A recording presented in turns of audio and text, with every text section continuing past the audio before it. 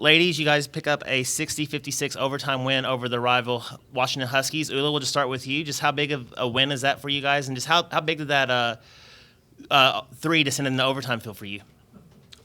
Yeah, first of all, shout out to all the Coug fans that came out, especially the student section. Never in my 4 years here have I ever seen it like that. Probably combine my 4 years prior to tonight, and then that's still less than what came out tonight. So special thank you to all of them, as obviously the band, Spirit, and our normal season membership holders. We appreciate you guys, and we definitely couldn't have got the win without yous. Yeah, it was a pretty good game. Ugly, definitely ugly in patches. We have a lot to work on and to bounce back from tomorrow. The 3, just lucky Crystal has eyes at the back of her head.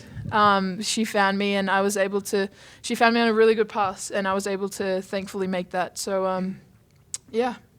All right, we'll open the floor for questions. We'll start with Jamie Vinnick, a Coug fan. Go ahead, Jamie. Crystal, you hit the 2 critical free throws in overtime. Ula, you obviously have the 3. Do you guys have ice in your veins? Yes or no question. Still feeling pretty warm. But just, to come up with the shots in those moments, you guys, 2 of the veterans on this team, it was that one of those moments where you take it upon yourself to come up with those huge shots, especially Charlize is fouled out. It's time for a big shot and a big moment, and you guys, both come up with huge, huge plays. Yeah, we needed some buckets, and, during that second half, we really were struggling to score. So I don't think, we thought to ourselves, we're going to take this shot, but we were definitely all aggressive and looking to, get some points on the board. Same thing for you. Sorry, can you repeat it? Just the shot, obviously, to tie it, just kind of taking on the onus as one of the veterans on this team, to hit that big shot with time winding down 13 seconds left, to come up with that clutch of a shot. Yeah, I think it's like almost like a repetition thing, and we trust each other. Like we trusted Yo to come off my screen and make that shot. Obviously, she got doubled, and Crystal trusted me to make that shot, and she found me. So I think it's a big thing that we harp ourselves on in our team, and whoever gets it, just we know that it's going in, yeah. Free throws are obviously a huge part of this game. You guys shoot 75. They shoot, I think it was 28 or something, just egregiously low. And one thing that really stands out, Bella hits 4 really big ones in overtime. Maybe not always would have been the case with Bella if you look at her last couple years. How big were those from her? And just, her having that just such a tough matchup against so much size and really performing well on the defensive side and in rebounding. Yeah, great game from her today. I think she really showed out.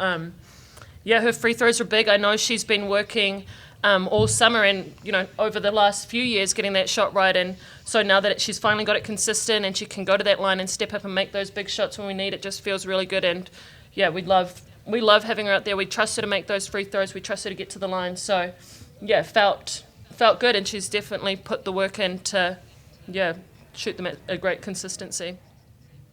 Down 9 with, I think it was about 6 minutes to go.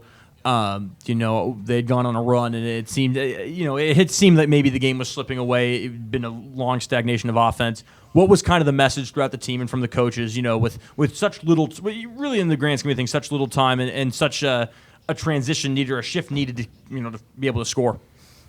Yeah, I think the message, even if we're up by whatever or we're down by a lot, it's always going to be there's still a lot of time left on the clock. And so that was the message that we harped on, is that there was still however many minutes you said. And I think obviously it starts with Crystal's competitive leadership. Yo did a great job tonight, and so everyone pretty much just hopped on the train and just stuck together, and eventually we were able to get back. You guys obviously play this team again here in a couple of days. How much do you kind of have to balance, obviously being happy and celebrating with such a great win, but then saying, they're going to have revenge on their minds and you have to go to their place and do it again, less than 48 hours? Yeah. We kind of talk about these games when we go on the road, our weeks as like one full game. So right now we're in halftime. Like that's how we kind of look at it. And we have to stay ready. We're staying on edge. We'll come back tomorrow, and yes, there'll be some great things on film, but there are a lot of things that we need to work on, and we'll definitely get to those and get back in the gym. And I don't think they tell us all the time like not to get fat and happy, especially after big wins like that. So I don't think we'll hopefully not. We won't get fat and happy, and we'll try to stay on edge and really get back and critique ourselves the way that we should. Obviously, really physical game. There's crazy stuff happening by the end. Both teams have multiple players with foul trouble. I guess, how do you kind of just stay composed down the stretch and play that tough defense, especially considering the foul situation? Yeah, I think it just starts with, especially when it gets to a really low point, is just dragging out the clock as long as we can, making possessions longer and making sure that when we do make it longer, it's a good shot for us. And obviously it helps to have Crystal as our point guard, someone who doesn't let much hinder her at all, doesn't show much emotion, unless it's with Charlize. But it all starts with her, and everyone else, like I said, pretty much just follows. And I'd just like to add to that, I think it goes back to that trusting that we spoke about, trusting people to take shots, trusting our bench to come in and, be able to step up in big games and big moments like we had tonight. Lula, you hit that 3 at the fourth. As soon as you released it, what's the first thought going through your head? Please go in. All right.